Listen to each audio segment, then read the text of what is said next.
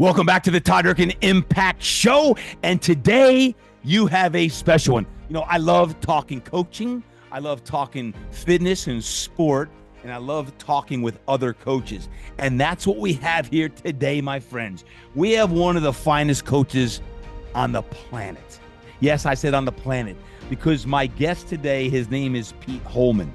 And if you are in the fitness industry, you know who Pete Holman is. You've heard of him before. You know him. He's been a teacher and instructor probably at one of the conferences out in the world. If you do not know Pete Holman, you're soon going to find out how this force of nature is literally changing the landscape inside of fitness today. I'm going to give him his proper due by sharing some of his bio and some of the incredible inventions that he has had in his career.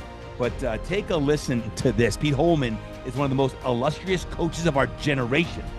He's a renaissance man when it comes to training, as he combines an extremely scientific approach with an almost Eastern Zen mix of movement, along with a mindset of a stone-cold warrior. Pete Holman has the heart of a lion, the training mentality of a Navy SEAL, the energy of Bruce Lee, and the spirit of a monk. He has invented over a dozen products. He's trained the highest level athletes in the world. He's been a national champion in Taekwondo, and he's a great father to boot. His body of work as a world-class coach, inventor, author, and speaker spans over 2 decades and has helped tens of thousands of people, whether you are a pro athlete, an adolescent athlete trying to compete, a trainer or coach trying to improve your craft, or you're a business owner looking to improve your entrepreneurial impact. Man, I'm so excited for you to meet him today. Now, when you hear all of his, or even some of his inventions, you're like, oh, I know what that is. I know what the TRX Rip Trainer is. I know what the Golf Forever Swing Trainer is, or the Glute Drive, or the Escape Barrel, or the soon-to-be Glute Slide is. My friends, without further ado, let's go over to Colorado. Yes, Denver, Colorado, and hear from my great friend, Mr. Pete Holman. He is here. Pete Holman is in the house. Pete, welcome to the Impact Show, brother. Man, it's so good to be here. So can I share a quick story? Because I got to tell somebody this. You can. We've got a lot of stories to share today. Guys, you're in for a treat with Holman. So Pete and I go way back. So Pete, dive in. What's your story? Is it something happened today, yesterday? What do you got? So this morning, I'm having coffee, my morning Joe, on the back porch. I'm in Denver, Colorado, pretty, outdoorsy place. There's lots of birds and wildlife and stuff. And I'm sitting there enjoying my coffee. And out of nowhere, this little bird, like a little chickadee type bird, comes flying. I mean, it like flying at Mach speed right by me. To the left of my head is a ceiling to floor sliding glass door, right? That I come in and out of my porch. I guess the windows were super clean. The bird flies into this window, and it wasn't like a thud. It was a crack. And I hear this crack, and I'm like, oh my gosh, I didn't even want to look down. I look down, and this bird is catatonic. I mean, it's done. And I'm not a veterinarian. I kind of go over there. I rush to the bird's aid. I'm a good man, humanitarian. And I'm kind of blowing on it. I poked it once, nothing, catatonic.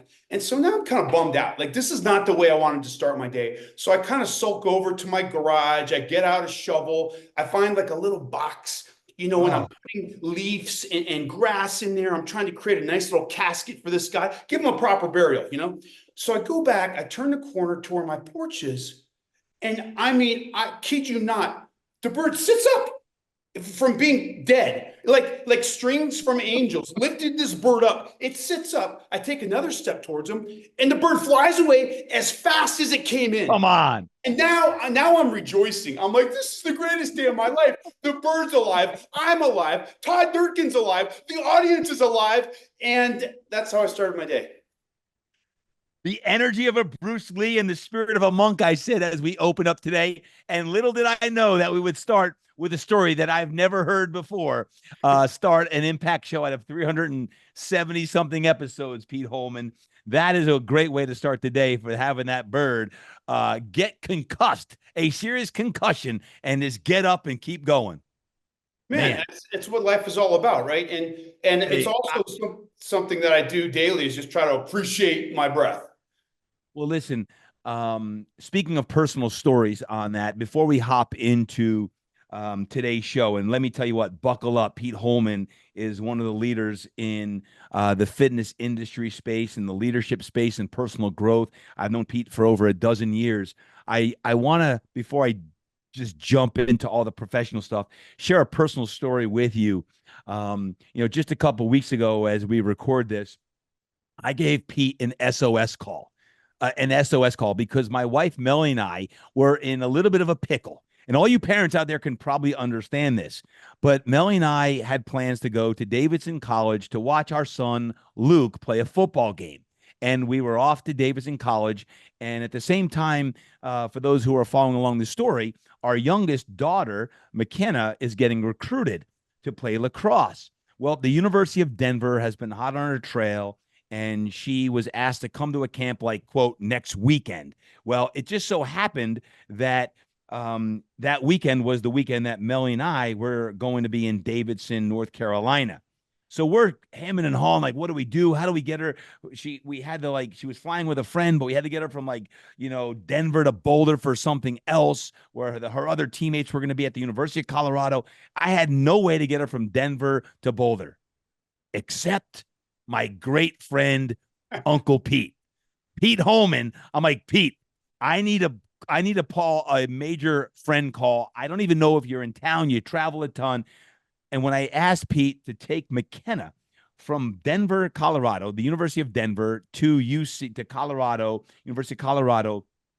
Pete was like, "Are you kidding me? I would love to. I won't even just drive her there. I'm gonna go to the camp at the University of Denver. I'm gonna stick around. I'm gonna watch her. I'm gonna make sure she's a dog on the field. I'm gonna give her some coaching in the car, and then I'm gonna get her some food, and then she's out." And let me tell you what, Uncle Pete came through big time. Uncle Pete has become the favorite uncle of the family now because McKenna has stopped nonstop talked about the experience of driving over an hour through trains, planes, automobiles, detours, and everything else. And Pete, seriously, I want to thank you for everything that you did for us and McKenna because you made a great impression on her. And she loved the University of Denver, but more importantly than that, she had a new Uncle Pete who she loves dearly. Oh, that's fantastic. And keep in mind, I was doing a little recon of myself on my own accord. I was asking her about you because the best way to get to know somebody is through their kids, right? So Drew. I'm asking her about you, and I got kind of the download on your latest and greatest and everything going on. So it was a joy. And she's a delightful young gal, and she's got a little dog in her. I'm big on this kid. Yeah, she does have a little dog in her. I've been trying to teach her about being a dog. You got to be a dog on the field. Uh-huh. All you ladies sometimes got to be a dog because Yeah. she definitely is. She's got every aspect of being a teenage gal and having her social crew, all that. Great, but when you get on the field, you step on the line, you got to be a dog. And Mm. by the way, after the show, Pete, we may have to stay on because I want to know what she said about me because I don't Oh, even I know. bet you'd like I to don't know know. what she listens to. Like half the stuff I say or do, I don't even know she's paying attention to. So I really want to get a download of what she said to you. Welcome to the club, my Right. friend. Well, hey, listen, I'm really excited about today. We've got a lot to dive into, and I want to just go there right away because I can and go through all of the different accolades and things that you've done in your career. And there's been some very notable ones. But I do want to just dive in. Speaking of being a father, you're also a father as well. And you just had a great project that you worked on with your daughter, Brooke, who just left for college. I know you invested I've seen it firsthand. You've invested a lot in her time and in growth and development. What did you do and why did you do it? Because I watched that on social media. I was like, man, this is Pete Holman being a great dad, and you're a great coach, a great trainer, and you do a lot of things for the fitness industry. But that was Pete in his element, just being a great dad and human being. What was that you did? Thank you so much. I am a great coach, just not for my daughter. But I Yeah. am great. I doubled down and leaned into being a father, and really what I did for Brooke, and if your parents out there listening to this, man, you got to expose your kids to everything, early exposure. And I'm not just talking about sports. So we had Brooke when I moved to San Francisco. I joined a company called TRX, and I worked in San Francisco at the TRX headquarters. And so I moved my family out there, and we got young Brooke, and she was in gymnastics. She was in swimming. She was in Hapkido, martial arts. I'm like, oh my gosh, Hapkido. She's going to love this. She was in soccer. She was in dance. I mean, we got her in flute and piano. And it was just this early exposure. And some of the stuff we got her into, she's like, Dad, I don't want to do this. I'm not doing it. I said, yeah, you are doing it. Tell you, and I would make a deal with her. I said, listen, give me this one session. You're going to swim once. If you're not into it, if you hate it, if you despise it, it's fine. We'll try something else. And of course, she swims, and she's like, this is pretty fun, And the next thing you know, she learned to swim over the period of 6 months. So the early exposure was huge. But the most important thing you can do is empowerment. So flash forward, we're now out of San Francisco, and we live in Aspen, Colorado. And in Aspen, Colorado, we have access to the greatest ski instructors in the world. And when I say that, I'm not, exaggerating. John O. McBride, who taught Bodie Miller, got him to a world championship and a gold medal in the Olympics. Casey Puckett, Olympic level ski racer. Kate McBride won the 24 Hours of Aspen. They are all coaches at the AVSC. It's like a ski club in Aspen. And I said, Brooke, we're going to sign you up for AVSC. She says, I'm not really into that. I said, Brooke, you took, John McBride's there. Yeah, I'm not. Casey Puckett. Nah. Katie Monahan. Nah, I'm not really. I said, Brooke, you got the frame of a downhill ski racer. We're in Aspen. You can do this every day. And she said, no. And I was like, almost got, shaky. Like I was so upset. And I had to bite my lip and bite my tongue. She's like, I think I'm just going to stick with dance. And here I am, an former elite level athlete, team sports all through high school.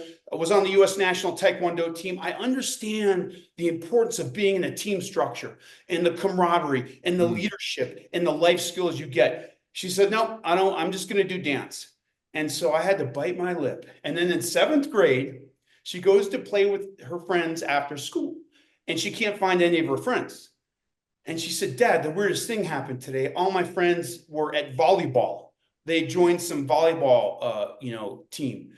And so I think I'm going to join volleyball.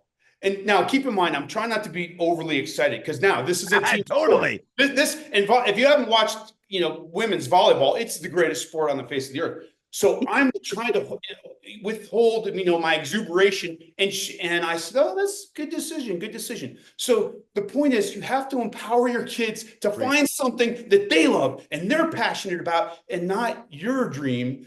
And now, guess what? She's playing Division I volleyball, and it was her decision. She can take the ownership for it. So I couldn't be happier, than that. And one last note. And this is, if you're an athlete listening and you've got parents, man, you better go home now.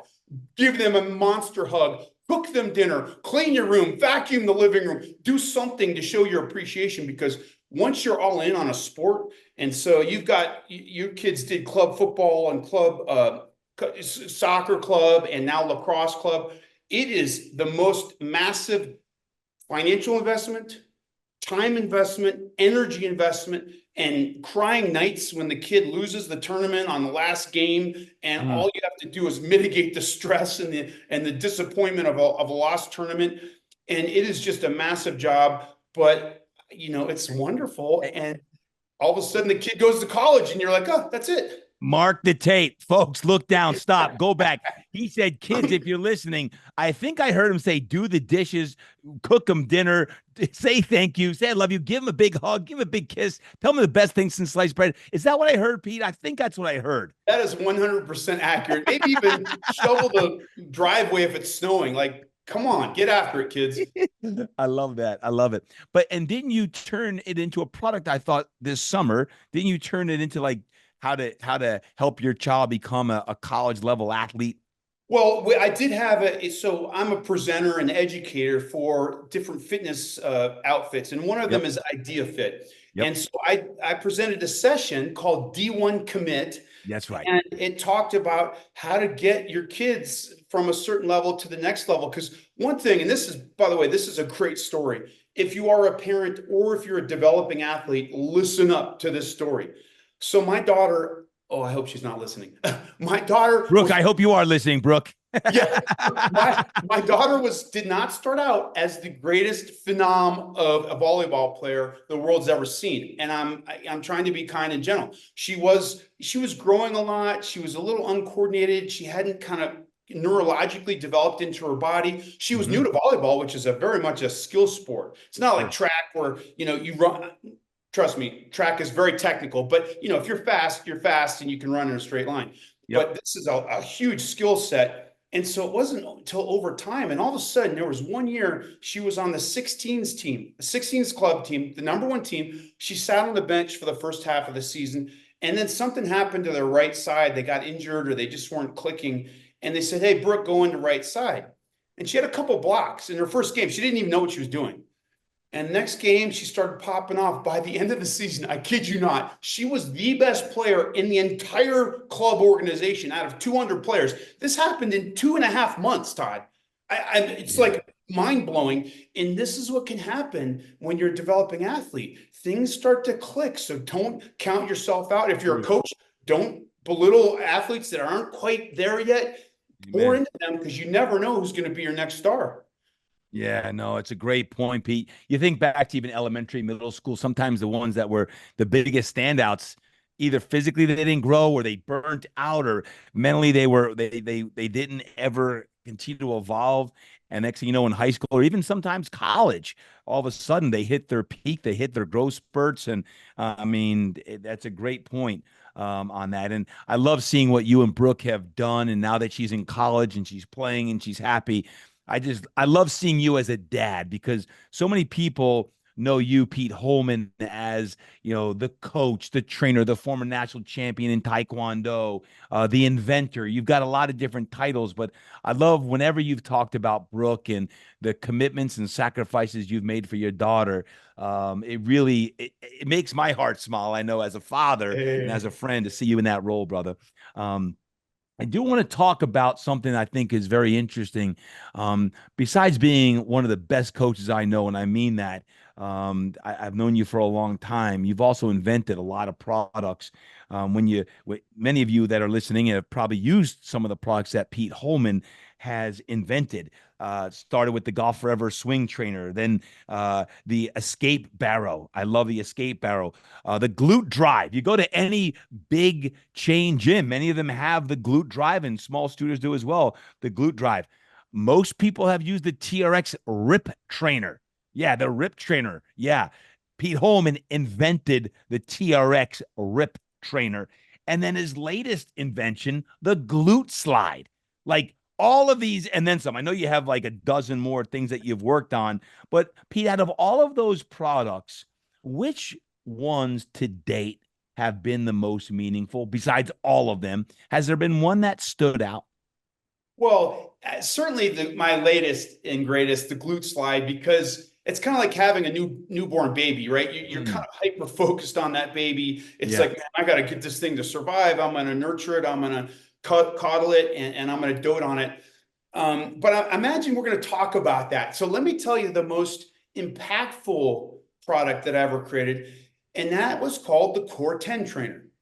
And it was back in Aspen, circa 2008, and I was training an X Games athlete, a snowmobile racer by the name of Mike Schultz. And I'm trying to figure out how to strengthen his core. He was having some back pain. He had a weak core, and he said, "Pete, I want to be on the podium. I want to compete at the highest level."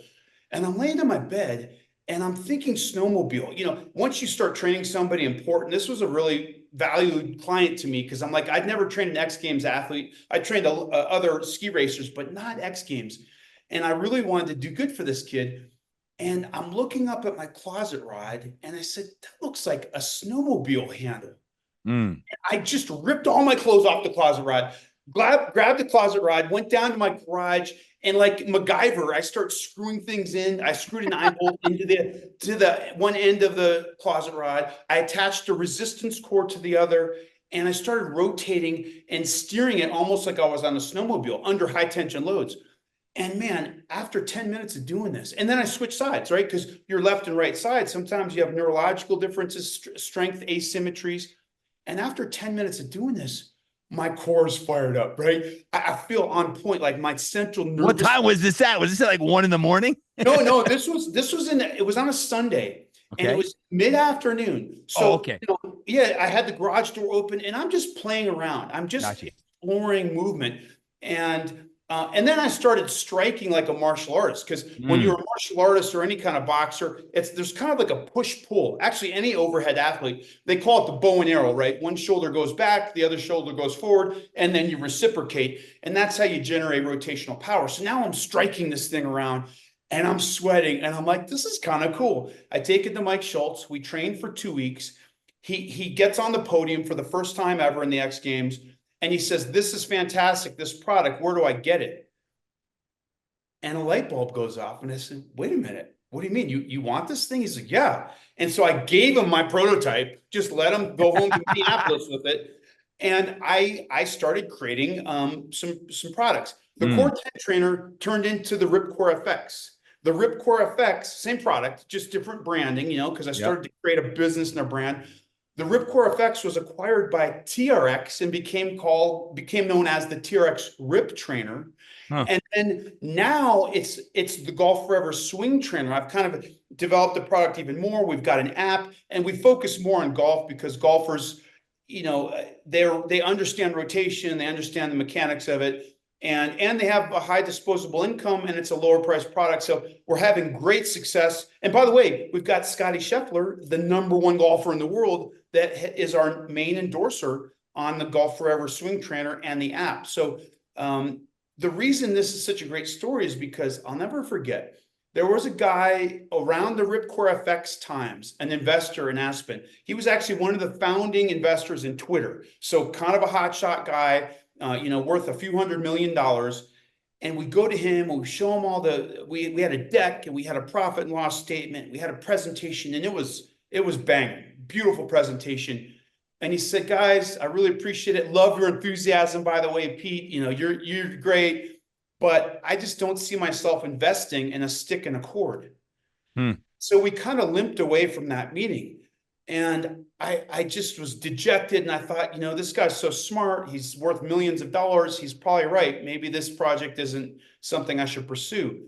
So I go back to my garage gym, my lab, and I said, let me just play around with this thing some more. So I get a workout in. And after 20 minutes, I'm like, this guy has no clue what he's talking about. He doesn't know what I know Yep. about movement proficiency and biomechanics and fitness training.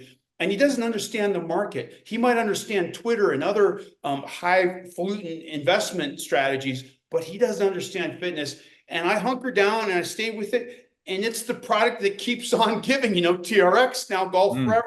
I'm getting royalties on the Golf Forever Swing Trainer, and it's allowing me to establish or give me time and effort and energy to develop other products. And that's why I was able to develop the Glute Slide. So I'm not saying never give up on your dreams, but don't always listen to the naysayers, because they could be wrong, especially if they're talking about an industry that they're not well versed in. Yeah. No, it's a great story. And it brings me into the glute slide because I know you've been working on this project for a long time. What I've always found fascinating with you, Pete, is that you have an uncanny ability to be a both coach and an inventor. Because at the heart of who you are, you're a coach, but your mind thinks like an inventor, which you're always creating and thinking, and you're tinkering in the garage or your little space, your workspace, and that. So I'm always interested in how your mind works because you're one heck of a coach on that. Your latest invention that just came to market, the Glute Slide. Explain what that is, because I think it was about 3 years ago when I was first starting to hear about the prototypes that you were working on for the Glute Slide. What is it, and why are you so excited about that? Yeah, so the glutes, well, first of all, just a quick background on glute training. I created a product called the Glute Drive, and I licensed it to Nautilus, and it's had Yep. tremendous success. And there's a reason it's had tremendous success. Number one, people love to strengthen and tone their glutes. It's a, it's a beach muscle, right? Like you want to look good in your wedding dress or in a bikini, you might want to target your glutes a little bit, By right? the way, Pete, do you always like when I send you an Instagram or a text when I'm ever at like some random gym and they have a glute drive? I'll do a video of me in it and I'll send you just a crazy text of me doing a glute drive. I love it. And what's crazy is here I am, the inventor, and I don't really know where they are all over the world. I Right. mean, I get Right. some stuff on social media, which is exciting, but I don't know what's going on with the company. Nautilus doesn't really debrief me. They don't, I'm just, I'm secondhand news. But I did understand and recognize that the glutes are very important. But here's the thing, as a strength coach and physical therapist, I understand the glutes are the powerhouse of your core. I mean, think about it. If you want to run faster, jump higher, have a better squat, deadlift, or Olympic lift, or look good on the beach, you got to train the glutes. So I'm in Aspen. By the way, a lot of stuff comes to me as a problem. Like I see a problem in the industry and I think there's got to be a better way, right? And so part of it's a neurosis in my head. I'm always trying to fix things and rarely am I just happy. I sit down in a machine and I'm pushing or pulling on it and I'm like, this sucks. This arc of motion sucks, the seat adjustments, and I'm always trying to fix stuff. I'm in Aspen. I'm walking by this Pilates studio and it's called the Tonic Method. Great studio. And they have these, all these like reformers, Pilates machines that are elevated up off the ground. And I walked by there one day and the gals were doing this move. They stood kind of facing forward and one of the legs was kicking back, kind of like a donkey kick, right? So you could tell right away they were targeting the glutes, but they weren't holding on to anything, right? And their foot was they were in socks. They were pushing against this flat, vinyl pad, almost looked like they were slipping off the pad. And I thought, that's interesting. That's a great exercise, but they're not really strengthening the glutes. There's no force developed. So the next day I go by, I'm getting there. By the way, there's a great burrito shop next to this Tonic Method. So I'm getting breakfast burritos every other day at Jour de Fête. And so the next day I go by and they're doing the same move. I'm like, interesting. They must really like this move. This must be a popular move. I go by the third, the fourth, the fifth day. They were always doing, literally every single time I walk by, they're doing some variation of this rear glute slide, or sometimes they would stand sideways and one foot would be on a base platform and the other foot would be going laterally, almost like an ice skater would skate out away from the midline, like working the lateral hip muscles. And I said, man, they're targeting the glutes, but they're doing it all wrong. So I went in there and I tried it. I took a course at the Tonic Method, great instructor, great equipment. But again, I stood up on that machine and I tried to strengthen and target my glutes. And the whole time I couldn't balance. There was nothing to push against.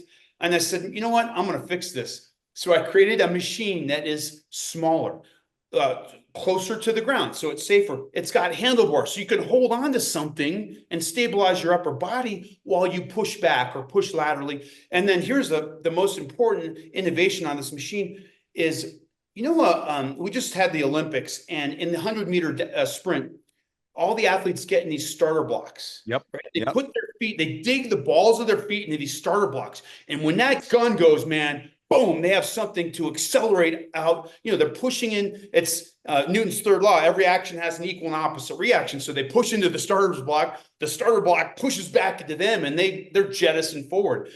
And so I said, man, it's got to have a starter's block in there.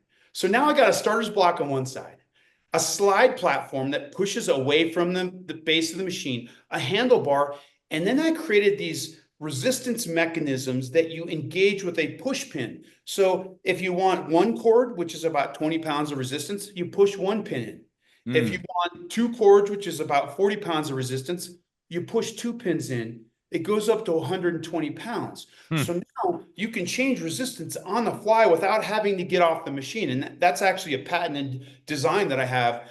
So that's the glute slide, and it's great. Now, keep in mind, you can also do core exercises and there's all kinds of stuff you can do on it. But man, if you want strong glute max, which is, kind of kicks back, or glute medius, which is the lateral hips and into abduction, there's no better product that I've seen on the market than this glute slide. And it's under $1,000. So is it more consumer driven, or is it more for gyms and it, studios, here's or what's both? cool. It started out as a consumer product. And in fact, I was partnered with one group and they said, Pete, if this product's more than 300 bucks, nobody's going to buy it. And I kind of had pushback and I said, I don't know. And they said, no, no, no. So I said, all right, let's build a $300 product. I got the product and I tested it. Now, keep in mind, I am 6'2", 220 pounds. And, I used to be a pretty good athlete. So I'm pushing and dragging this thing around and it was, junk. I could tell after a couple months I would break this thing. And I said, guys, this isn't going to work. And they said, well, we're not, if you want to make a better machine, it's not going to sell and we don't want to be involved. And then COVID hit, and long story short, I partner up with these guys from Minnesota, which is my hometown, Minneapolis, St. Paul. And these guys have developed other products. The head guy, Greg Olson, and his son, Zach Olson, that's one of, kind of the main team. Greg invented the power block, which if you've ever been to a strength and conditioning facility, you know what a power block is, right? And the first ever adjustable dumbbell. So these guys find me, at a trade show, and they were peppering me like, hey, are you working on anything new? And it just so happened this other team dropped out. And I said, I am working on something new. Let's talk about it.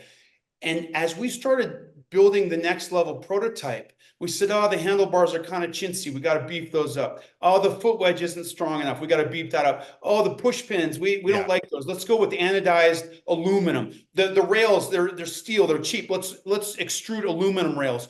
And the next thing you know, they even said, Pete, this is going to be more expensive. I said, I don't care. I'm not here to save people money. I'm here to give them the best product for that specific price point. And we're still under $1,000. So, if you buy a rower or a ski erg or a hit bike, you're spending either 1,000 or more. This is going to be every bit as good. And there's nothing else like it on the market. Yeah, no, that's great. I love your attention to quality always. You've always done that, even with, going back to everything I've ever experienced with you on that.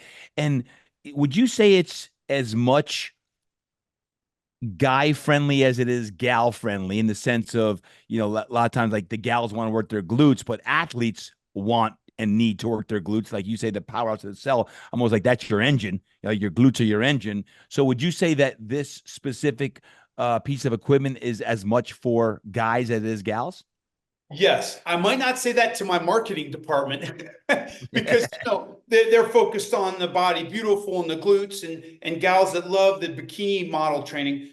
But I was just at Fast Performance, which is a performance center in Denver, Colorado, and they have elite level baseball pitchers. They have elite level hockey players. They train the Denver Outlaws, which is the lacrosse team down here in Denver. Yep. And so there was a hockey guy down there, and I bring the machine in. And let me tell you something, man, this hockey dude got on there and it was so explosive, that lateral skating motion, and his eyes opened up, and I could tell the coaches and the players were just like, this is it. This is what we've been waiting for in a small footprint, and it's got wheels on it, so we could kind of wheel it around different areas of the gym. So, absolutely, especially for change of direction, linear speed, and lateral change of direction, it's imperative. Pete, just so I don't undermine it, if someone wanted to get more information on the Glute Slide, would they go to your website? Would they go to social media? What would they do if they wanted more information on that? Yeah, so there's a website, gluteslide.com, and it's just spelled exactly like that, gluteslide.com. And there's tons of information on there. There's even a little page on the founders. Actually, it's kind of cool. Go to the About page and scroll down, and you'll see the exact studio in Aspen that inspired the design. Yeah. And you'll see exactly what I was describing about them pushing back, kind of standing precariously on this reformer. You have a question in the sense of being an inventor, and maybe you use the Glute Slide or any of your other inventions on this, but what's the hardest part? Like, what's been the hardest part with the Glute Slide? Like, from the thought to just like where it's at now, it's just launching. What's been the hardest aspect of being an inventor? It's normally I don't get stumped. This is a tough question, and I'll tell you why. Because my knee-jerk response is everything, Todd. Everything.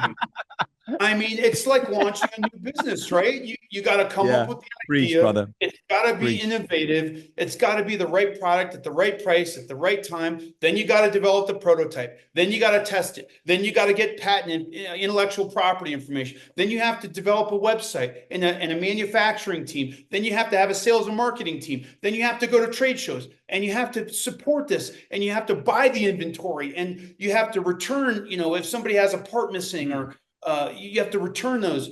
I mean, it just goes on and on. But, I think the hardest part, I would say, if I had to boil it down, is the execution. For me, I come up with ideas. I can't tell you how many. I got an idea for a dog leash collar. I'm not kidding. And I want to. I think it could be my best I product. want that. I want that. But everybody's got a dog, right? But you can't. It's executing. Like you get it. Like we've got 500 units that are being built right now. They're going to be delivered to Minneapolis, or excuse me, Owatonna, Minnesota, by the start of December, and we are going to be ready for sale. Now we got to sell them. We got to sell them. So you got a brand new product. Nobody's ever tried it. So now it's trade shows. It's going to sports performance centers. It's knocking on doors and greasing the wheels. But that's what I enjoy doing. I enjoy the one-on-one, the interpersonal relationships and building those. And so I think it'll be fun. So marketing and sales coming up next. Do we see Pete Holman on like QVC or where are we going to see you? Like you're built for TV. I know that. But Man, infomercials, Target, are we going to see on Target on a box for the slide? Like, where are we going to see Pete Holman? right. Well, here's the thing that is not super sexy when you start a business. And I've done it the other way. And trust me, the way I'm doing it now is the gold standard. Cash is king. You got to coddle your capital like it's a newborn little baby. And if you don't, I can't tell you how many businesses. In fact, we had some issues at TRX with that. Big new corporate headquarters and rooftop, workout facilities and this and that. And the next thing you know, you're like, how much are we spending a month on rent at this place versus where we were before? And so right now, as much as I'd like to do, first of all, you rarely go into retail until you had maybe 2 or 3 years runway because people have to see it and recognize it. And then they go into, Dick's Sporting Goods and they say, wait a minute, that's what I've been seeing on social media. That's what I saw, at my buddy's home gym. So retail's down the road. And then everything else is a very huge sales expense. So I'm going to double down on my interpersonal relationships that I've built over the years. So influencers, getting them out to influencers, and literally going door to door to sports performance facilities and to small boutique gyms in the area, capturing the content because you got to get testimonies, you got to get what people are saying and thinking and feeling about it, and selling onesies, twosies. And the next thing you know, it just things start to take off organically, and you haven't spent $100, $200, $400,000 on some massive marketing campaign. Great wisdom right there for all of you inventors or folks who are thinking about inventing a product. Pete Holman is a great resource for you. I love what you said about execution, because it doesn't matter if it's a product or it's a program, it's a business, it all comes down to execution. And execution often takes double the amount of money and double the amount of time, right? We always think about it's going to take half the time it actually does, and it's a lot less money than it actually does. So I think those are great, valid points, Pete, when you talk about your latest invention. Yoo-hoo! Hey, big news coming out of San Diego. Hey, with our big mountain retreat coming up here, November 14th to the 17th. Yes, we've got our mountain retreat coming up in Whitefish, Montana. We have a very special guest speaker who'll be joining me in Whitefish, Montana. It's someone I've known for over 25 years, and he's had a massive impact on me, specifically in the faith area. I want to announce that Pastor Miles McPherson will be one of our guest speakers in Montana. I'm so excited to have Pastor Miles as part of our retreat. He's been a dear friend of mine and our family. We've had Bible study together for years. and I'm blessed to have several great pastors in my life. And Pastor Miles McPherson, since 1998, has been in my life. In the last 5 years, has played a huge role. And for him to come out and to be part of the mountain retreat in Whitefish, November 14th to the 17th, brings me great joy. And I'm really pumped to share him with you as well. So if you would like to join us in beautiful Whitefish, Montana for the mountain retreat, all you got to do is go to my link tree on Instagram. You can go to toddurkin.com, look at all of the details with every aspect, but you're going to want to take action in the next several weeks, because coming up November, rise and shine in 25. Rise and shine in 25. Take action now. Do you think you've created your defining product yet? I, I mean, the glute slide is a special one. And I don't know if that's again because of the immediacy of it, that I just launched it, Mm, or maybe it's the fact that it took me 5 years to launch. And I do remember having that conversation with you at your mastermind group like 3 years ago, 100%. maybe 4 years ago. And like, guys, how do I get this going? And then COVID hit, and then I kind of ran out of money, and then I had to change development teams. I mean, this has just been a slugfest. So I'm very fond of this product. But when you look at products or businesses, it always comes down to a handful of things, right? It's got to be the right product, the right business. It's got to be the right time. It's Preach. got to be the right price point. And there's got to be some kind of sexiness to it. And maybe that's an X factor. I don't know what that means, but Mhm. you think of all the good products, and CrossFit came along kind of at the right time. Functional training was a little bit on the downswing. People wanted to lift heavy weights. They wanted to have kind of a competitive environment. And here opens up CrossFit. And now, now guess what? That's inspired a whole new genre of recovery centers. If you look at what Lifetime Fitness is doing, and every gym now, Impact X has a recovery center. So but if you're not looking at those things, you're missing the boat. And I think this product has it. But again, who knows what's going to happen in 2 years? Maybe I'll have another defining product. The way your brain works, I'm sure you will. Stay But tuned. hopefully this thing is like taking off and is Yeah. doing well, because listen, I love seeing you do your thing. And when you're on fire, when you've got a product and you're out coaching, folks, if you have not yet met Pete Holman, you're going to want to meet him, because he is all over the world. Not only at trade shows, but he's teaching, he's coaching, in between sessions, he's in the expos doing infomercials and Instagram reels and everything else. He truly is a great man to be around, and your energy's always been contagious since day one. When I met you, Pete, when you were TRX doing your thing, um, a few years back, we had an impact summit for the mastermind group, and you spoke at it. And one of the things you spoke at, I'll never forget, because there was a lot of wisdom in it. And we were talking about something that you epitomized. I called you in the introduction a Renaissance man, uh, who you combine the scientific approach with almost this Eastern Zen mix of movement with this stone cold warrior aspect, and I love it. And when you talked about like self actualization, and I want you just to touch upon, there's different stages of self actualization, because Pete, I have seen and known you for a long time, and I've seen your own growth. I know what you're committed to. I know how you live your life. But can you just talk about some of those steps that you outlined to the mastermind group years ago? Yeah, that whole talk was my undergraduate degree was in psychology. Mm. And after I got through with psychology, I said, I don't want to be a psychologist. I want to get into physical therapy. And I found this new love for the body and rehabilitating the body. And I got a master's of science degree in physical therapy. And so I always kind of beat myself up like, man, why did I waste all that time studying psychology? And then it kind of clicked. I'm like, actually, psychology's relatively important to understand what's going on in your It mind, is. what's going on in other people's mind. If you're coaching athletes, like, man, you got to have some basic psychology 101.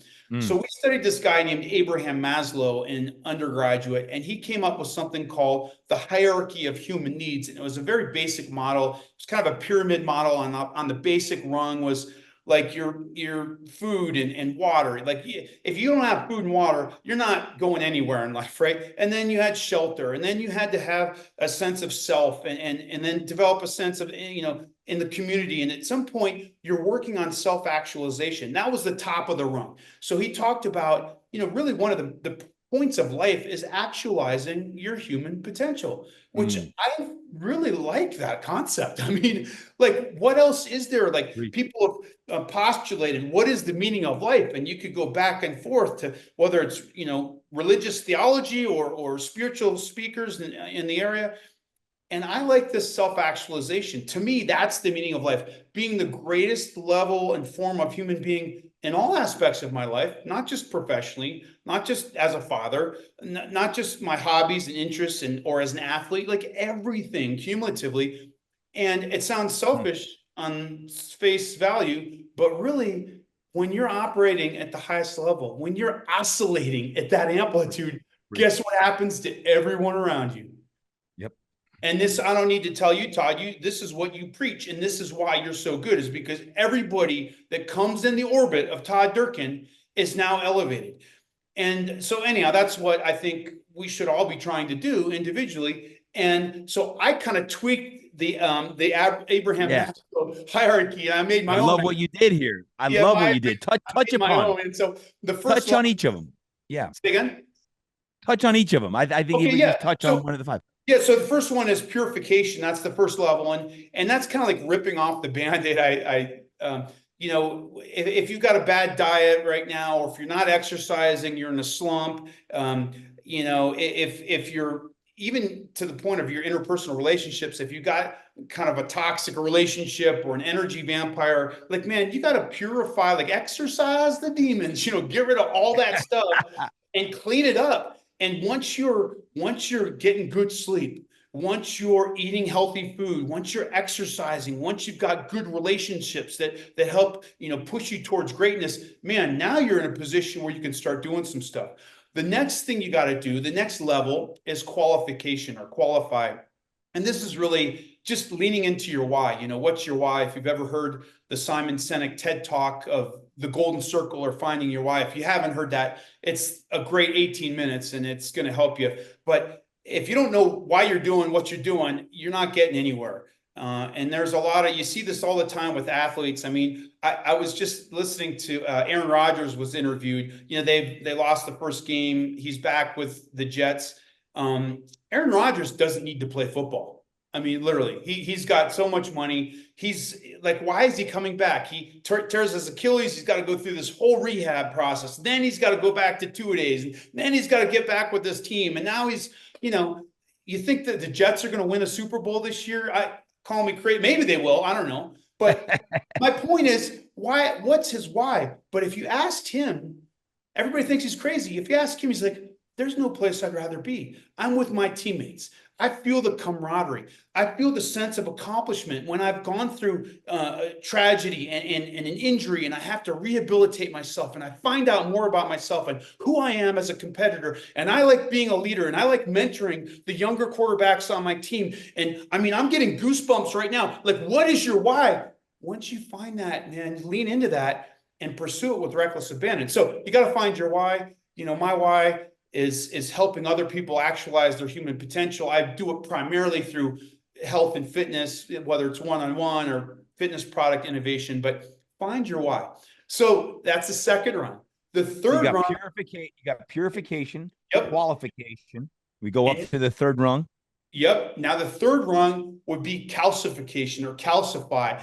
And this came from, I was training at one point at a Sabaki karate gym, Enshin Karate in Denver, Colorado. And these guys were hardcore, man. They had guys living in the back of the dojo that came from Japan. And they were training for this Sabaki tournament that was held once a year. And this one guy, Suzuki, would walk around the dojo with a piece of plywood, like, 12-inch by 12-inch. And he just was punching this plywood all day long, left hand, right hand. And one day I asked him, I said, Suzuki, what are you doing, man? He's like, oh, calcifying my tools.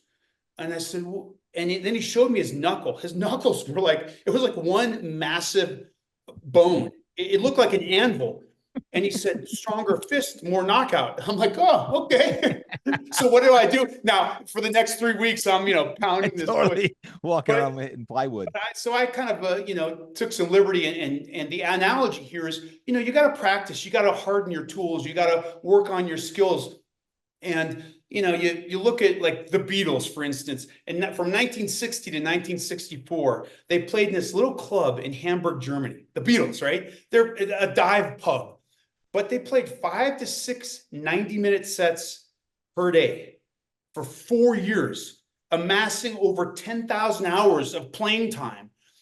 And it was something that Malcolm Gladwell studied and kind of elucidated on in his book, The Tipping Point, is the 10,000 hour rule. I'm sure everybody's heard of that. But I mean, this is literally 10,000 hours of practice. And so everybody was blown away when the Beatles started touring.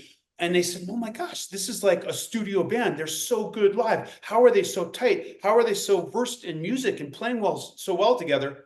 Well, they practiced 10,000 hours, not just in a garage, in front of a live audience. So man, you want to get better at something, you want to actualize your human potential, you better practice. I practice for this podcast. I mean, I'm talking to myself in front of the mirror. How am I going to start? What's my energy level going to be, right? Like Tony Robbins, Steve Jobs, before he gave a keynote, they all practice. So, practice, calcify those tools. So that's the third rung, right? Now, the fourth rung is unification. Unification is just a fancy term for teamwork, right? You got to build a team around you. So if you're an athlete out there listening to me, you better have some kind of strength coach or personal trainer. You better have a skills coach or trainer in that respect. You probably have your head coach. Maybe you've got a massage therapist or a chiropractor or a physical therapist. So when you get hurt, you can rehabilitate. And hopefully you've got a mentor. Maybe it's somebody older on the team that's a senior, or maybe it's somebody playing in college that you call when you have a bad game and you say, Joe, I blew it. I suck. I'm terrible. I'm never going to make it to the next level. And Joe says, listen, kid, I got a story for you, and then and the next thing you got this team approach. The same thing's true, if you're a business person or entrepreneur out there, man, you better have a financial advisor. You better have a sales and marketing person. You better have a legal representation for, contracts. You better have a mentor that you can bounce things off of. So unification takes a village. And if you don't have a team, you are going to have a hard time getting to where you're going. Now, do you want to hear the last rung? Well, before I do, I have a comment on that one. Please. Because teamwork, most people can attest how important teamwork is. I also believe in today's day, along with teamwork, and I think what unification stands for is collaboration. It's collaboration of all we do. Because when you talk about teamwork and, building each other up, I think collaboration in today's day is really important. You spoke about that earlier when you were looking for the right team of people for your products, Pete. I know in today's day, even what we're doing with our company and collaborating for future events, live events, some of the things we're doing internally is we're collaborating. I'm telling that to our masterminders all the time, like, collaborate. You can't do it all by yourself, whether it's teamwork within your actual team or your team joining other joint forces to collaborate to create even stronger beings. I think unification is teamwork and collaboration.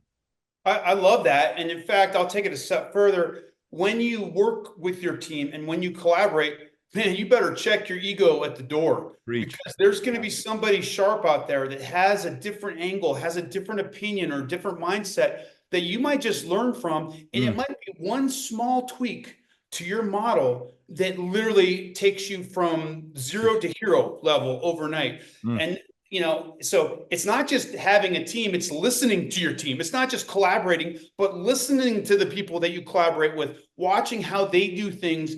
And I love it. I mean, what do you want to collaborate on, Todd? Come on, let's go. Hey, I need the glute slide. Let's collaborate on that. Let's collaborate the glute slide. Number 5, what do we got?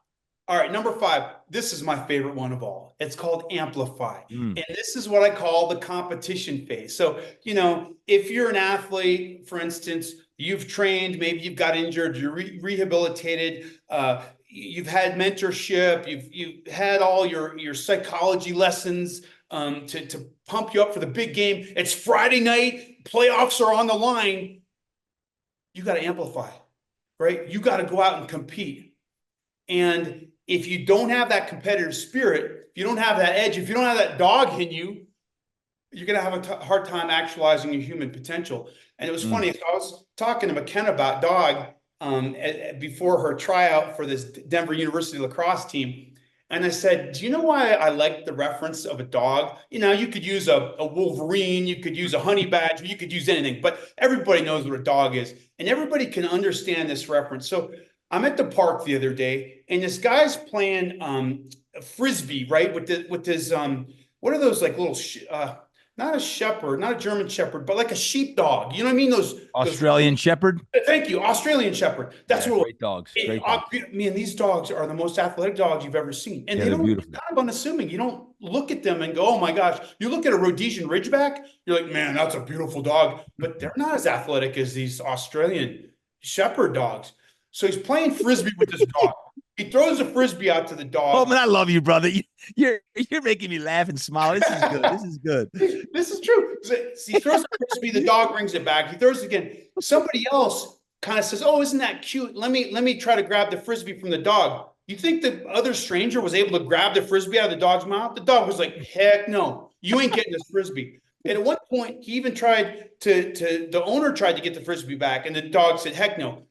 Another time, this dog, other dogs are in this park, and another dog's off the leash, and it sees the frisbee. So it goes after this frisbee. Big mistake with this sheepdog. The dog fires off, I mean, literally dives and catapults to get the frisbee over some other dog. And then somebody else tried to grab the frisbee, and they got the dog almost kind of nipped at him. Like, it was like a friendly nip, but it was like, "Hey, man, don't mess with my frisbee." That's being a dog. Like, the dog has one mission and one mission only. It is to command and own this frisbee, no matter where it is on the field at all times.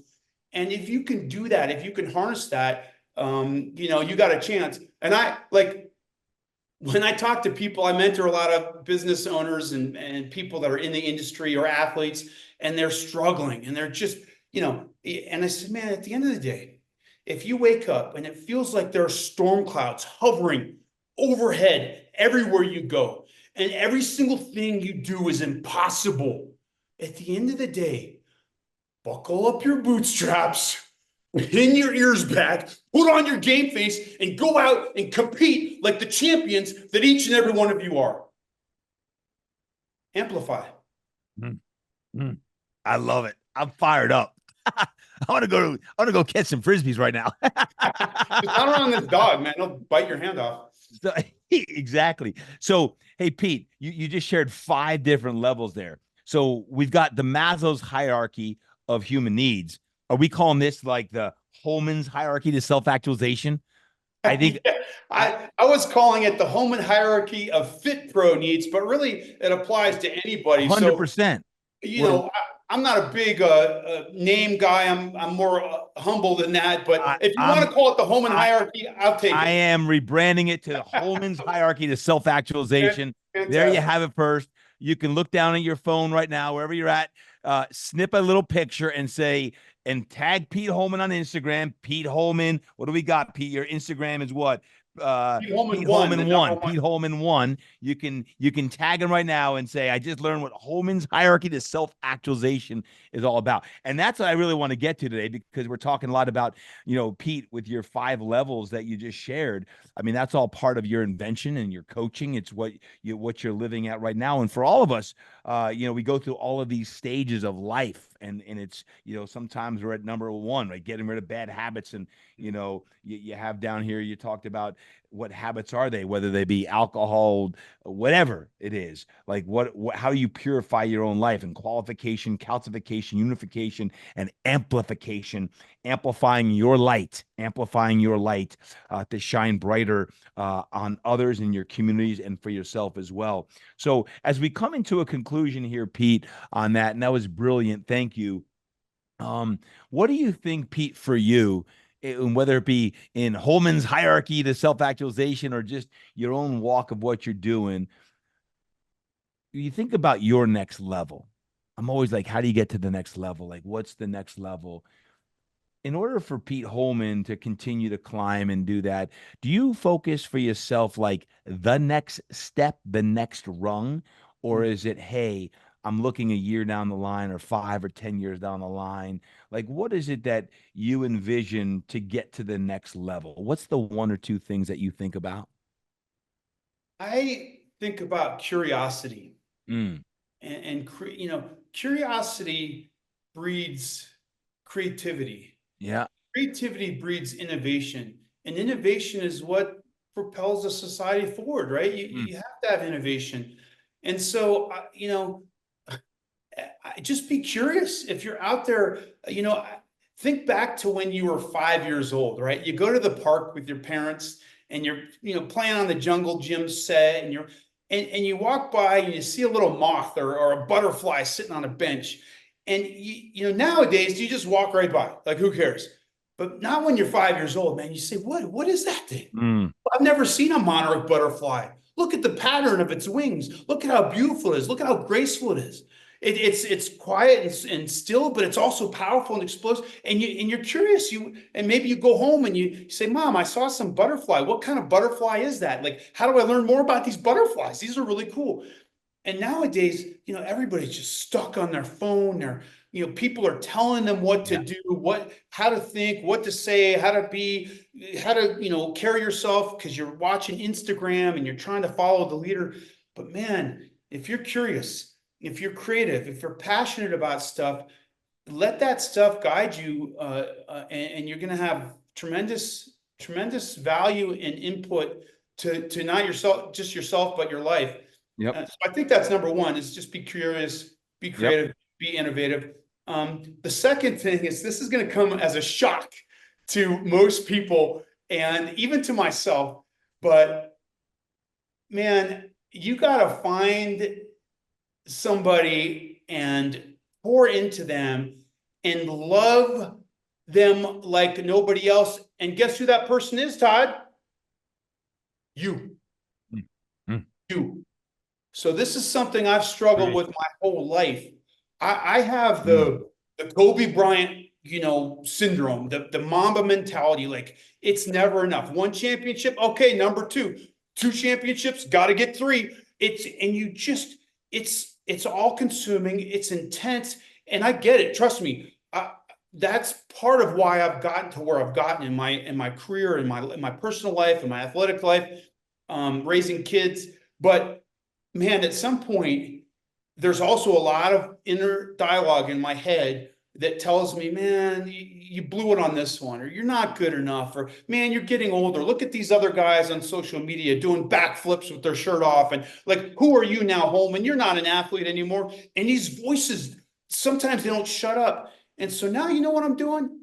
It's like Inside Out, the movie. If you've ever seen Inside Out, one of the greatest Pixar movies you'll ever see, man, go watch Inside Out because it's so relevant. I'm squashing these voices. I'm like, you know what? It's all positive talk. Holman, man, your body's preach. banged up and dinged up, but guess what? You're still kind of a badass. I mean, look what you did in the gym today.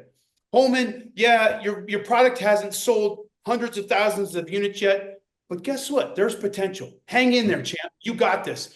And it is positive, positive, positive, man. I'm telling you, I'm trying to fall in love with myself all over again. And it's the greatest feeling in the world.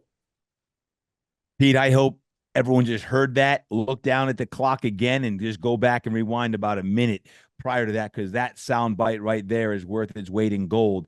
Um, Positive self-talk is the name of the game, and you say most people don't speak positively to themselves. They speak more positive to their dogs than they do to themselves, right? They love on their dogs more than they love themselves. And I think many folks are like you in the sense of when you talk about the mama mentality, it's like what's next, what's next, what's next all the time.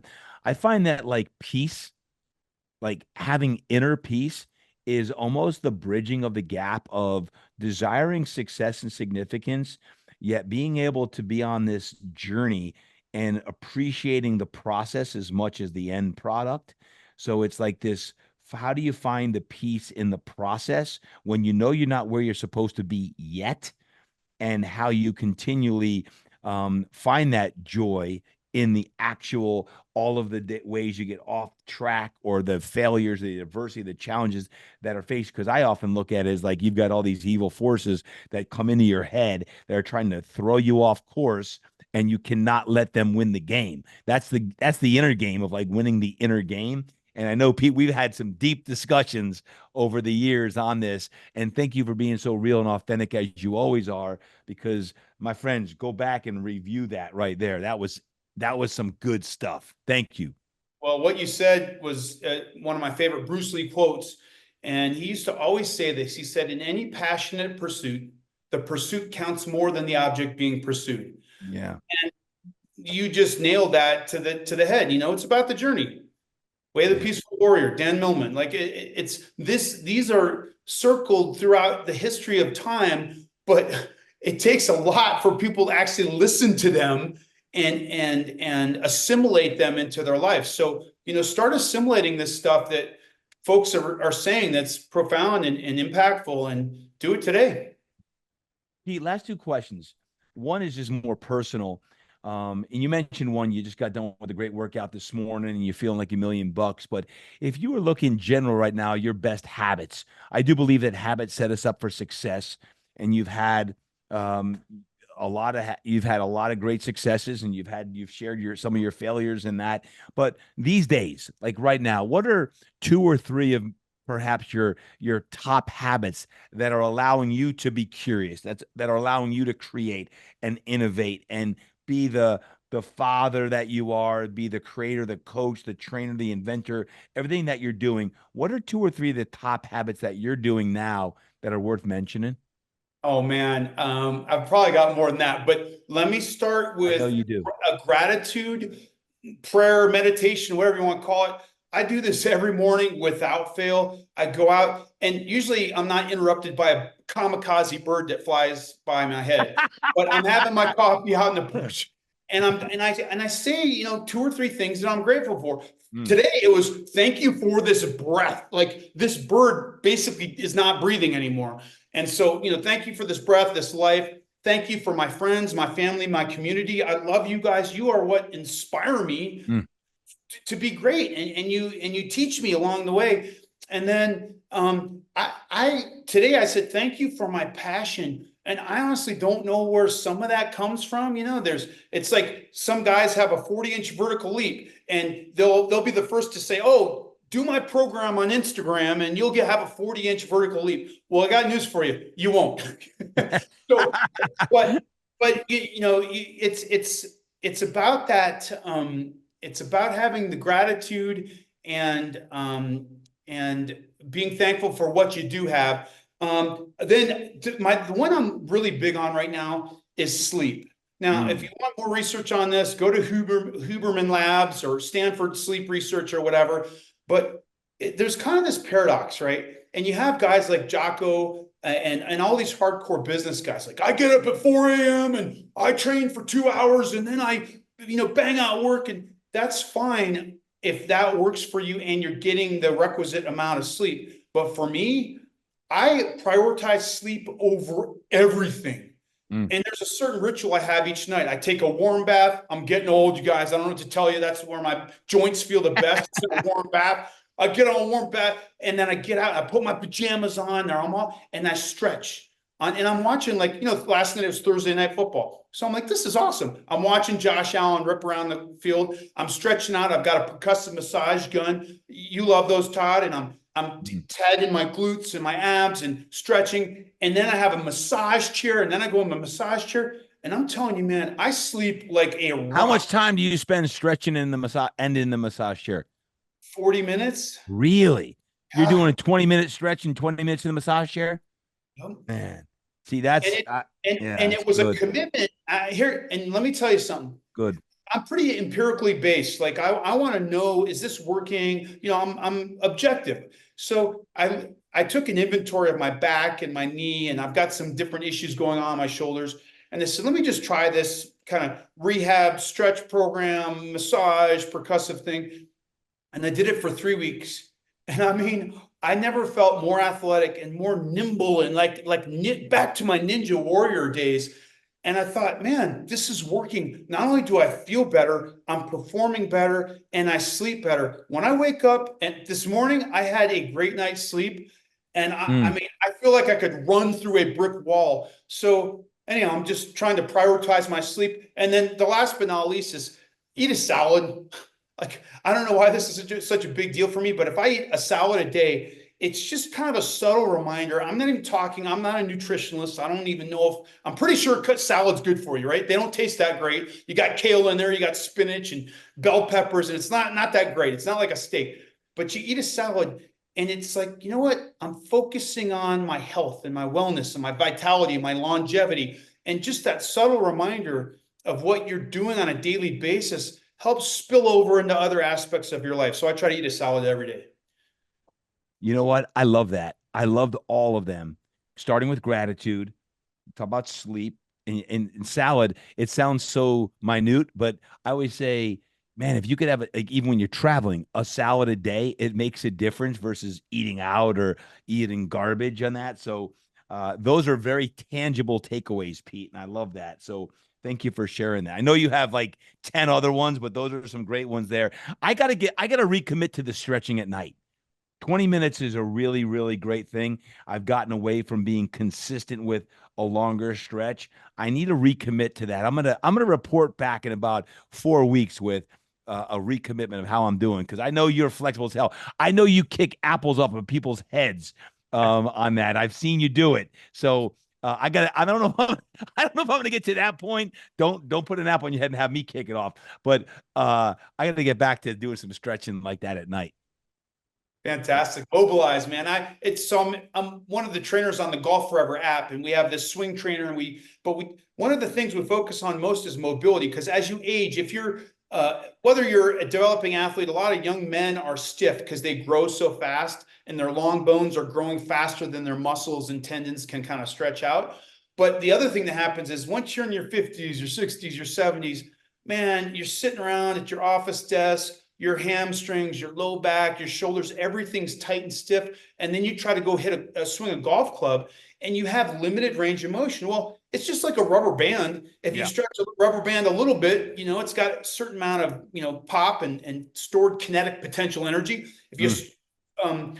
store, or if you take a rubber band back even further, now you've got more stored Pre- elastic kinetic potential energy and you got more power. The same is true with the body. If you can get your backswing deeper, you're going to have a better swing, more flush, and you're going to hit with more distance, but you got to stretch. That's the only way you can do it. Yeah, I love it. Hey, folks listening in, let's recommit to those evening routines. I'm always just on y'all for the morning routines, but let's make sure we're taking a look at those evening routines. I always say 3, 2, 1, right? 3 hours before sleep, don't eat 2 hours. You shut down work in the last hour or so. It's more personal, more personal care. Pete talked about taking a bath and stretching and getting a massage chair.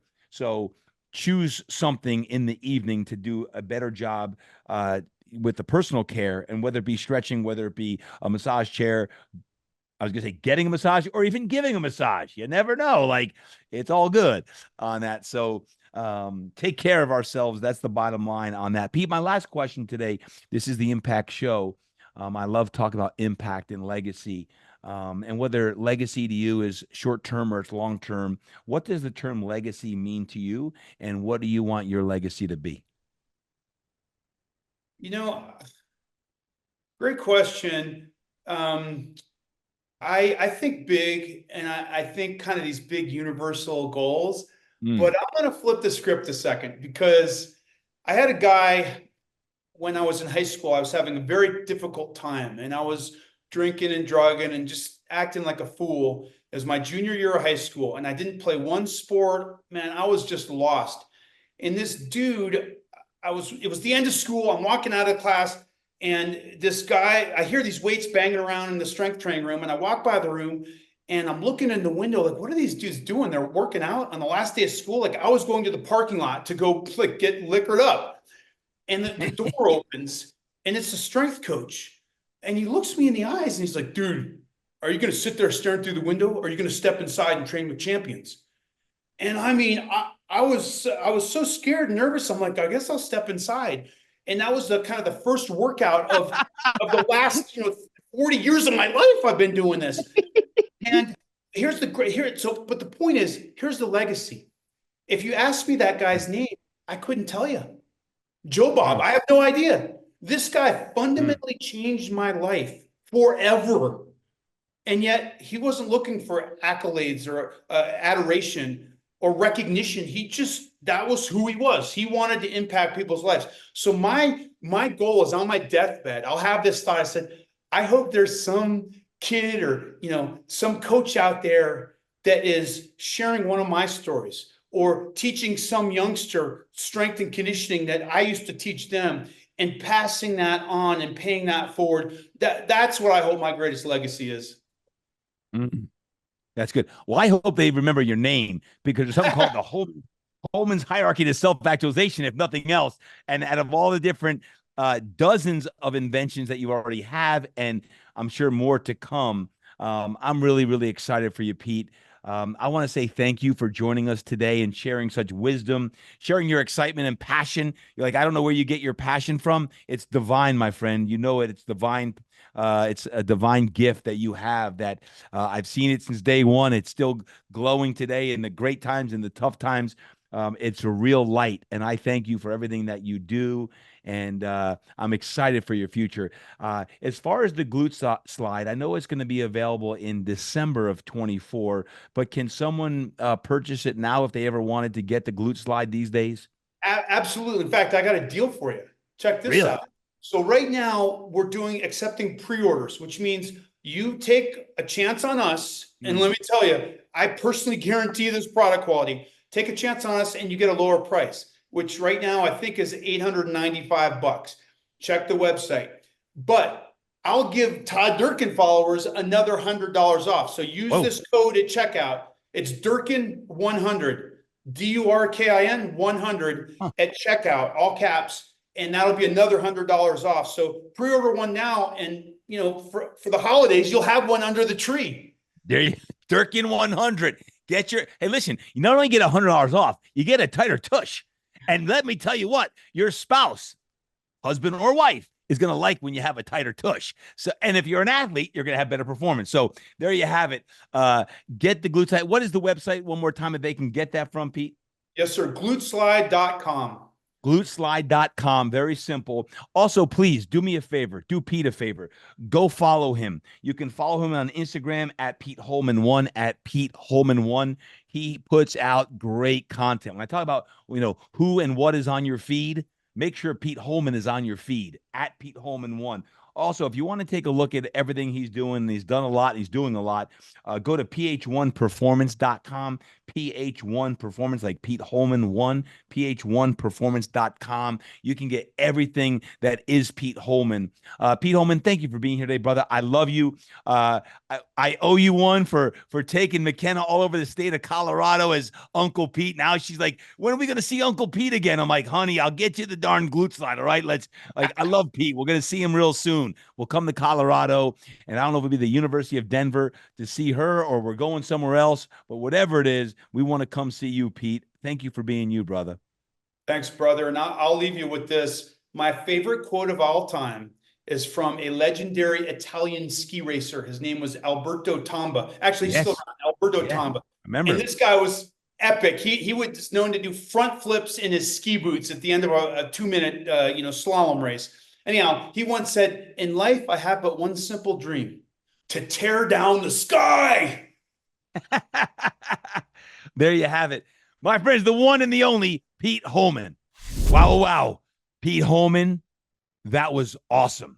I hope you enjoyed that as much as I did. Every time I have a chance to talk to Pete, it's an opportunity just to hear some great wisdom from a great friend. And I love connecting with Pete. We hear about iron sharpens iron all the time, and I share with you with our new schedule now of 2 podcasts per week. Yes, I said 2 podcasts dropping per week. We're going to continue to offer our quote long form interview podcast like I just did with Pete Holman. And then every Wednesday, you're going to have a shorter one, 5 to 10 minutes of some heat dropping as well. Don't forget to tune into that. But today, with Pete, I want to talk about his new invention, the Glute Slide, because I know he's put a lot of time and effort into that. And while it's not coming out until December, yes, you can pre-order it now, as he shared. If you go to gluteslide.com, gluteslide.com, you can get that. The code Durkin100 gets you an additional $100 off of the Glute Slide. If you'd like to get a Glute Slide, if you own a studio or gym, or you want it for your home gym, that's a great opportunity.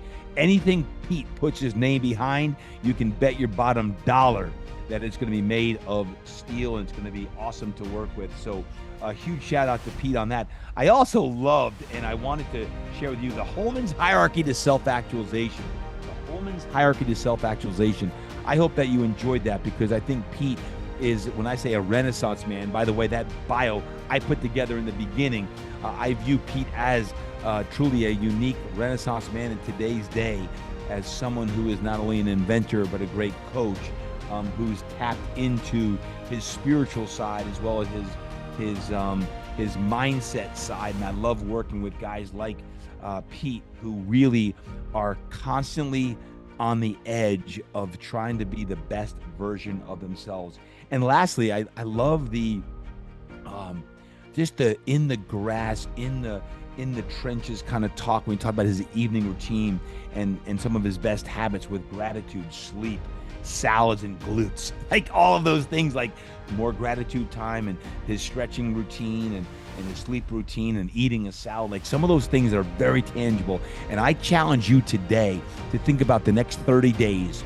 Whenever you're listening to this, as it drops here in late September of 2024, the next 30 days, what are you going to do? Are you listening to it in October, November, December? Whenever you're listening to Pete Holman, what the heck are you going to do for the next 30 days to amp up your own personal productivity on that? And whether you're in the purification stage, the qualification stage, the calcification stage, the unification stage, or the amplification stage, how can you get to your next phase of life?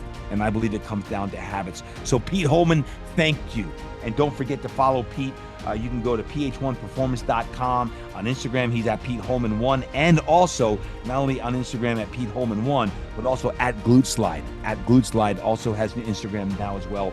Don't forget, tag us on social media. Please tag me at Todd Durkin. Tag Pete at Pete Holman1, and we'll be sure to respond with any great love. If you enjoyed today's session, please reciprocate the love back to Pete and the Impact Show. Guys, until next time, thank you for being here. I always love connecting with you, whether it is on a Monday, Tuesday. If it ends in a day, then I love joining you on that day. So thank you. God bless you. Remember, until next time, train hard, eat right, live inspired, and go create impact. Be the light, my friends. Be the light.